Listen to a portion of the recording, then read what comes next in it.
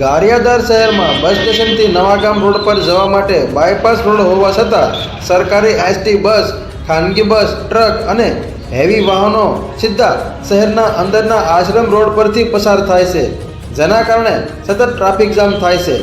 હવે શહેરજનોને ભારે પરેશાની વેઠવી પડે છે. તો સવાલ એ ઊભો થાય છે કે આ બેદરકારીની જવાબદારી કોણે લેવી જોઈએ? નગરપાલિકા, ટ્રાફિક પોલીસ કે પછી પ્રશાસન? શહેરના લોકોએ રાહત ક્યારે મળશે અને મોટા વાહનોને બાયપાસ રોડ પર જાળવવાની વ્યવસ્થા ક્યારે કડક રીતે અમલમાં આવશે? એ પ્રશ્ન હવે ઊભો થાય છે. સામાન્ય રીતે તમને જણાવીએ કે આ જવાબદારી કોની અને કઈ રીતે હોય છે.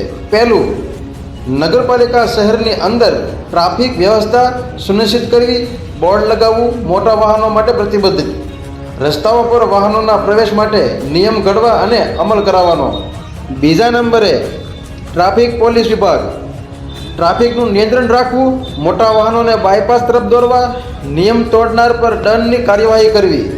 ત્રીજા નંબરે જિલ્લા પ્રશાસન એટલે કે RTO, collector office, heavy vehicle માટે નક્કી કરેલા રૂટ જાળવવા, બાયપાસનો ઉપયોગ ફરજિયાત બનાવવા માટે નિયમો બનાવવા અને કાયદાકીય એડમિનિસ્ટ્રેટિવ ઓર્ડર બહાર પાડવા.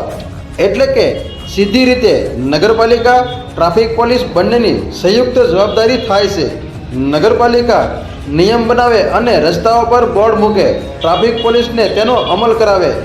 મોટા ટ્રક, ટ્રેક્ટર જો બાયપાસ છોડીને અંદર પ્રવેશે તો પોલીસ દંડ ફટકારીને અધિકાર છે.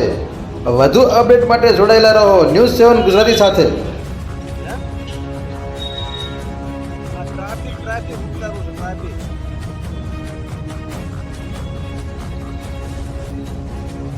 ગુજરાત અને દેશ દુનિયાની તાજા અપડેટ માટે અમારી ન્યૂઝ7 ગુજરાતીને લાઇક કરો, શેર કરો, સબસ્ક્રાઇબ કરી બેલ આઇકન જરૂર દબાવો.